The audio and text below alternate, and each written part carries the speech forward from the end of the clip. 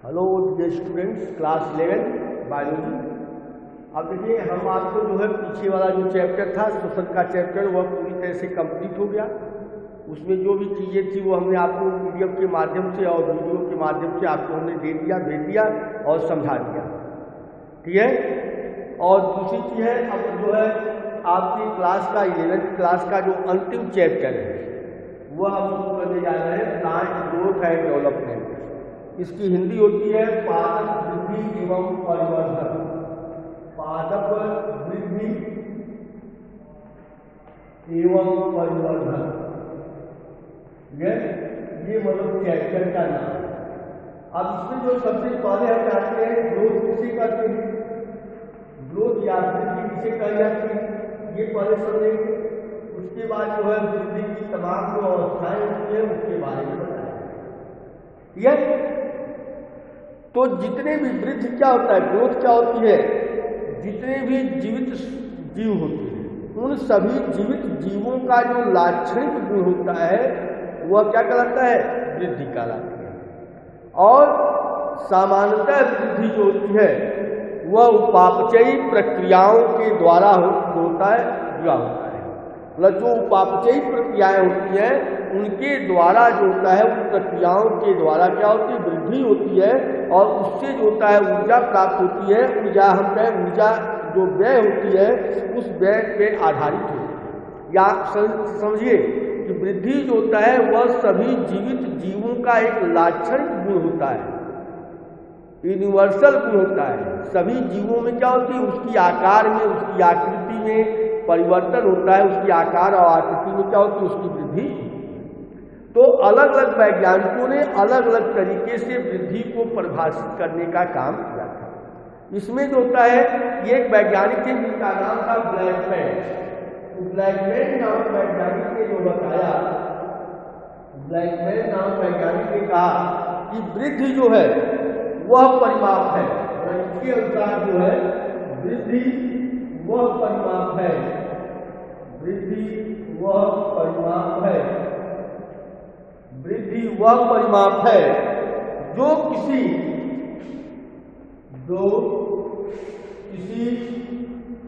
वृद्धि वह परिमाप है जो किसी, ब्लैकमैन के अनुसार होता है वृद्धि वह परिमाप है जो किसी जीव की उपापचयी, जो किसी जीव की उपापचयी क्रियाओं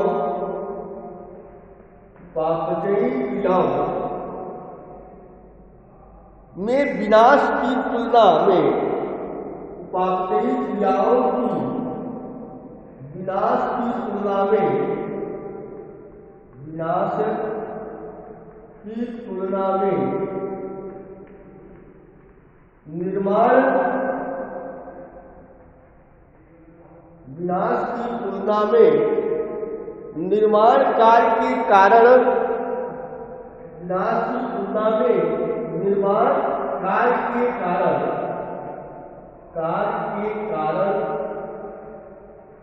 उत्पन्न होता है।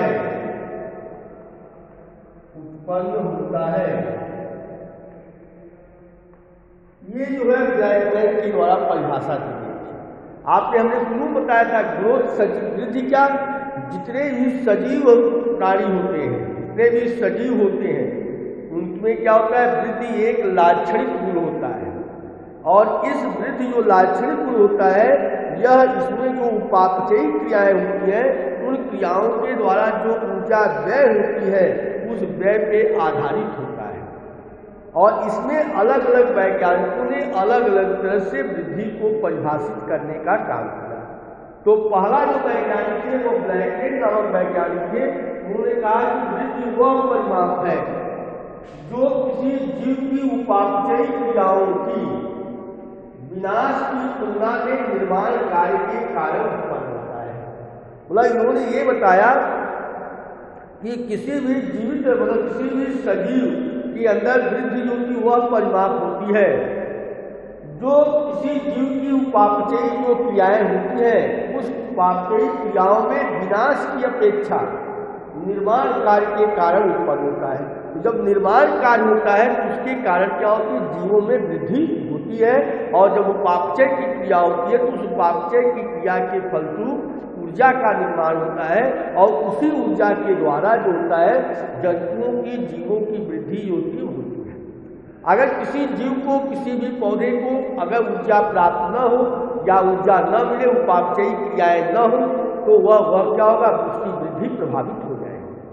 तो इसलिए जो होता है कि प्रत्येक जीवधारी के अंदर उपापचयी क्रियाएं होती हैं, उस उपापचय क्रियाओं के द्वारा ऊर्जा का निर्माण होता है और उस ऊर्जा के कारण पौधों के अंदर, जीवों के अंदर वृद्धि क्या होती है, एक निश्चित परिमाप में, इसके निश्चित आकार में होती है। तो ये तो मतलब ब्लैकमैन के द्वारा परिभाषित की गई थी। उसी तरह एक दूसरे वैज्ञानिक आते हैं, मिलर आते हैं। तो मिलर ने कहा कि वृद्धि जो कि वह घटना होती है जिसके द्वारा किसी जीव के भार, आयतन, आकार एवं स्वरूप में क्या होता है, चिर अस्थायी तथा अनुक्रमणीय जो है वृद्धि होती है या अनुक्रमणीय प्रभाव होता है। मिलर ने ये कहा कि वृद्धि जो थी वह घटना है जिसके द्वारा किसी जीव के भार में, उसके आयतन में, उसके आकार में जब कोई चिरस्थायी परिवर्तन होता है तो उसे हम क्या कहते हैं, वृद्धि कहते हैं। तो अलग अलग वैज्ञानिकों के द्वारा अलग अलग वृद्धि को परिभाषित करने का काम किया गया। केवल आप ये समझिए यहाँ पे कि जो वृद्धि होती है उस वृद्धि के द्वारा जीवों के आकार में, उसके स्वरूप में, उसकी आकृति में क्या होता है, परिवर्तन होता है। जब उसके आकार, आकृति, स्वभाव में आदि में जब परिवर्तन होता है तो वह क्या होता है, एक चिरस्थायी बना रहता है, काफी समय तक बना रहता है। और उसी चिरस्थायी परिवर्तन को हम क्या कहते हैं, वृद्धि कहते हैं। और वृद्धि जो पौधे अगर कहा जाए, हमने बताया था कि जंतुओं में वृद्धि जो होती है एक निश्चित समय तक होती है, जबकि पौधों में वृद्धि जो होती है वो अनवरत होती रहती है, लगातार होती रहती है। तो हम यहाँ प्लांट की बात कर रहे हैं तो हम पहले बताएंगे कि पौधों में वृद्धि की कितनी प्रावस्थाएं पाई जाती हैं। तो पादप वृद्धि की जो प्रावस्थाएं होती हैं उनको मुख्यतः हम 3 भागों में बांट करके अध्ययन करते हैं। पहला जो होता है कि वह विभजोत्की चरण कहलाता है। पौधों के विभजोत्की चरण हमने आपको बताया था कि पौधे के जो शिखर भाग होते हैं, जैसे जड़ और तने के जो शिखर भाग होते हैं, वहाँ पर विभजोतक ऊतक पाए जाते हैं। और यह विभजोतक ऊतक क्या करता है, जिसके में कोशिकाएं क्या होती है, वृद्धि करती हैं, विभाजित होती हैं और विभाजित होकर के कोशिकाओं की क्या होती है, वृद्धि होती है। और इसमें जो केंद्रक होता है वह स्पष्ट होता है तथा इनकी कोशिका भित्ति जो होती है वह सेलुलोज की बनती है। केवल आप ये समझिए कि जो विभजोत्की जो चरण होते हैं, या आप कहें कि जो विभजोत्की जो स्टेप होता है उसमें पहला आता है विभजोत्की प्रावस्थाएं आती है।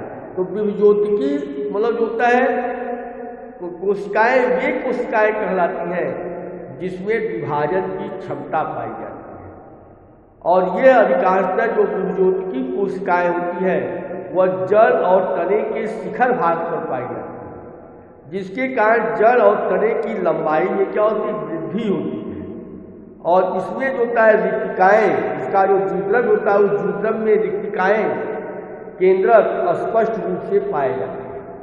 और यह जो होता है कि वह सेलुलोजिक होता है। इसकी कोशिका भित्ति जो होती है वो आप जानते हैं कि पौधों की जो कोशिका भित्ति होती है वह सेलुलोज की बनती है। इसके बाद दूसरा जो फेज आता है वह कोशिका दीर्घीकरण आता है, सेल इलांगेशन आता है। सेल इलांगेशन का मतलब होता है जो विभजोत्की क्षेत्र होता है उसके जो ठीक नीचे का जो भाग है, उसके ठीक नीचे का भाग या उसके ठीक पीछे वाला जो भाग होता है वह जो होता है कोशिका दीर्घीकरण क्षेत्र कहलाता है। कोशिका दीर्घीकरण का क्षेत्र होता है या सेल इलांगेशन का क्षेत्र होता है। इस क्षेत्र में जो होती हैं वह नई नई कोशिकाएं जो होती हैं वह लंबाई तथा चौड़ाई में क्या होती, बढ़ती चली जाती है। ठीक है, तो लंबाई और चौड़ाई में वृद्धि जो होती है वह सेल इलांगेशन के कारण होता है। तो आप बताएंगे कि जो विभज्योतिकी जो प्रावस्थाएं होती हैं उस प्रावस्था के पीछे जो होती है या वह दीर्घन प्रदेश होता है, सेल इलांगेशन एरिया होती है। और जब सेल इलांगेशन जब एरिया होती है तो इस क्षेत्र में वह पौधा जो होता है लंबाई में और चौड़ाई में क्या करता है, वृद्धि करता है। और इनमें जो कोशिका द्रव्य होता है उसकी मात्रा क्या होती है, बढ़ जाती है। साथ ही साथ रिक्तिकाएं और द्वितीयक जो भित्ति होती है आज का क्या होता है, निर्माण होता है। तो हम बता रहे थे आपको कि पौधों में वृद्धि की प्रावस्था, तो पहली जो प्रावस्था हमने बताया विभज्योतिकी प्रावस्था, दूसरा हमने बताया आपको सेल इलांगेशन प्रावस्था या कोशिका दीर्घीकरण अवस्था। इसके बाद तीसरी आती अवस्था की विभेदन अवस्था या डिफरेंशिएशन अवस्था। तो इसमें जो कोशिकाएं होती है वह परिपक्व प्रावस्था को प्राप्त कर लेती है, मतलब इसमें कोशिकाएं जो होती है वह परिपक्व अवस्था में आ जाती हैं या हो जाती हैं, जिससे जो दीर्घन क्षेत्र होता है उस दीर्घन क्षेत्र मतलब सेल इलांगेशन के ठीक नीचे का जो भाग होता है वह विभेदीकरण अवस्था कहलाती है या स्थान कहलाता है। और इसमें कोशिकाएं जो होती है वह जो होती है, जहाँ पर कोशिकाएं जो होती है वह अपने अंतिम आकार को प्राप्त कर लेती है। जब कोशिका अपने अंतिम आकार को प्राप्त कर लेती है और करने के साथ साथ इस विभिन्न प्रकार के सरल एवं जटिल ऊतकों में विभेदित हो जाती है तो उसे हम विभेदन क्षेत्र कहने का मतलब तात्पर्य क्या हुआ कि जो पौधों की जो वृद्धि अवस्थाएं होती है तो पहला जो आता है विभज्योतिकी अवस्था कहलाती है। और विभज्योतिकी अवस्था हमने आपको बताया कि पौधे के शिखर भाग में पाया जाता है जिसके कारण उसकी वृद्धि होती है। तो विभज्योतिकी अवस्था के पीछे जो होता है सेल इलांगेशन अवस्था कहलाती है, जिसके द्वारा जो होती है पौधे के आकार और लंबाई और चौड़ाई में क्या होती है, वृद्धि होती है। इसके बाद जो तीसरी अवस्था होती है वह विभेदन अवस्था कहलाती है या इसको हम परिपक्वन अवस्था कहते हैं। इसमें कोशिका क्या होती है, परिपक्व अवस्था को प्राप्त कर लेती है। और जब परिपक्व अवस्था को प्राप्त कर लेती है तो इसमें जो कोशिकाएं होती हैं मतलब सेल दीर्घीकरण के नीचे की जो अवस्था होती है उसको हम विभेदन अवस्था कहते हैं। और इसमें जो पौधा होता है वह एक अंतिम जो आकार होता है कोशिका का, वह कोशिका के अंतिम आकार को वह क्या करता है, प्राप्त कर लेता है। जब अंतिम आकार को प्राप्त कर लेता है तो उसमें विभेदन के कारण जो होता है सरल एवं जटिल यह ऊतकों में वह विभेदित हो जाता है, तो यह विभेदन क्षेत्र कहलाता है। इसके बाद इसमें आता है वृद्धि का क्षेत्र। तो जो वृद्धि का क्षेत्र जो होता है ये मतलब तीनों के द्वारा क्या होती है, पौधों के आकार में उसकी आकृति में वृद्धि होती है। इसके बाद आता है वृद्धि दर, ग्रोथ रेट कहलाता है। तो किसी पौधे की प्रति इकाई समय में मतलब प्रति इकाई समय के दौरान बढ़ी हुई वृद्धि को हम वृद्धि दर कहते हैं। कहने का मतलब होता है कि किसी पौधे की प्रति इकाई समय में प्रति इकाई समय के दौरान जो वृद्धि होती है उसी को हम वृद्धि दर कहते हैं। एक बार फिर समझ लीजिए कि किसी पौधे की प्रति इकाई समय में ये मतलब प्रति इकाई समय के दौरान जो वृद्धि होती है वह उसका वृद्धि दर कहलाती है। ठीक है। अब इसके बाद इसमें आता है दो तीन चीज आती है। एक आता है विभेदीकरण, इसके बाद दूसरा आता है विभेदीकरण, इसके बाद तीसरा आता है पुनर्विभेदीकरण। तो इसमें मतलब तीन स्टेप होते हैं, तीन जो होते हैं चीजें पाई जाती हैं। तो पहला आता है जो विभेदीकरण अवस्था कहलाती है। तो इसमें देख लीजिए यह होती है तीन अवस्थाएं होती हैं। ये मतलब होता है यह ग्रोथ को परिभाषित किया गया और ग्रोथ के अंदर होता एक और अवस्था आती है जिसको कहते हैं विभेदीकरण। ये तीन चीजें आती हैं। एक आता है विभेदीकरण, यह दूसरा है विभेदीकरण,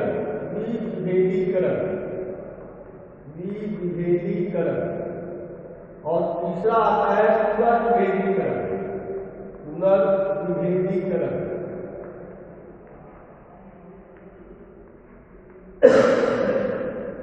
इसको हम कहते हैं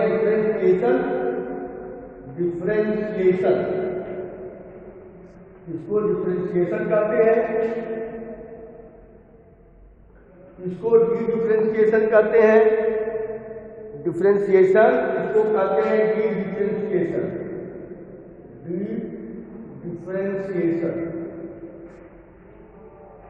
डी डिफरेंशिएशन कहते हैं और इसको हम कहते हैं डी डिफरेंशिएशन।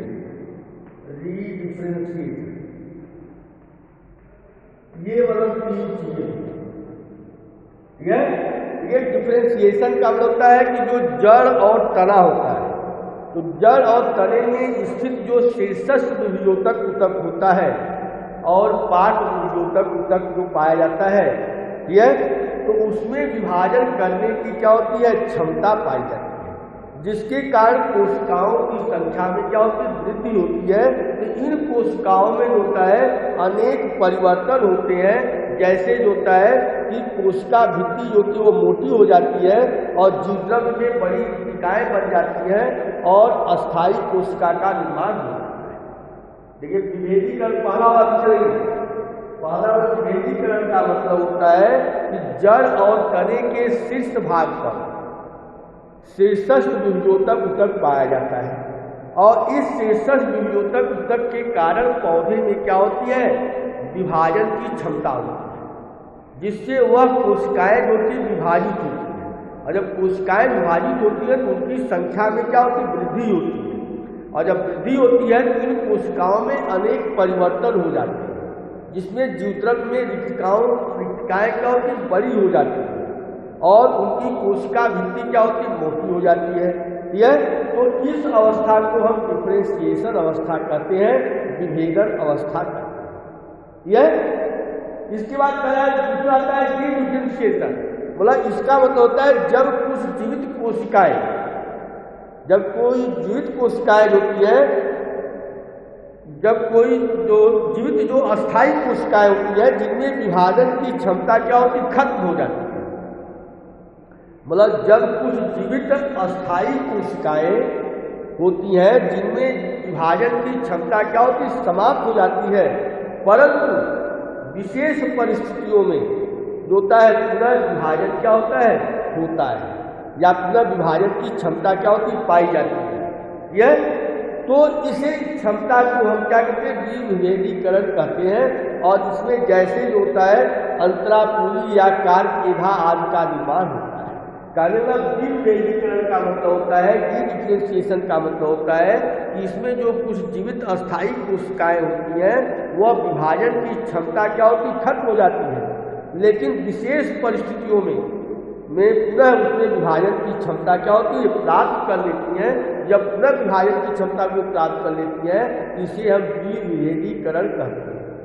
और इसके द्वारा, इस क्षमता के द्वारा एधा है, कार्क है, अंतरापूली है आदि का निर्माण होता है। इसके बाद आता है पुनर्विभेदीकरण, रीडिफरेंशिएशन। मतलब विभेदीकरण में जो निर्मित कोशिकाएं होती हैं, विभेदीकरण में जो निर्मित कोशिकाएं होती हैं उनमें जो होता है उनमें होता है पुनर्विभाजन नहीं, मतलब वो कोशिकाएं पुनर्विभाजित नहीं होती, अर्थात उनके द्वारा जो है परिवर्तन होता है अस्थायी कोशिकाओं में बदल जाती है और विशेष कार्य को संपन्न करती है और इस प्रक्रिया को पुनर्विभेदीकरण करते हैं। कहने का होता है कि द्विविभेदीकरण से निर्मित जो कोशिकाएं होती हैं वह पुनर्विभाजन नहीं करती है। जब पुनर्विभाजन नहीं करती है अर्थात परिवर्तन द्वारा जो होता है वह अस्थायी कोशिकाओं में बदल जाती है और जब बदल जाती है और विशेष कार्य को संपन्न जब करती है तो इस प्रक्रिया को हम पुनर्विभेदीकरण करते हैं।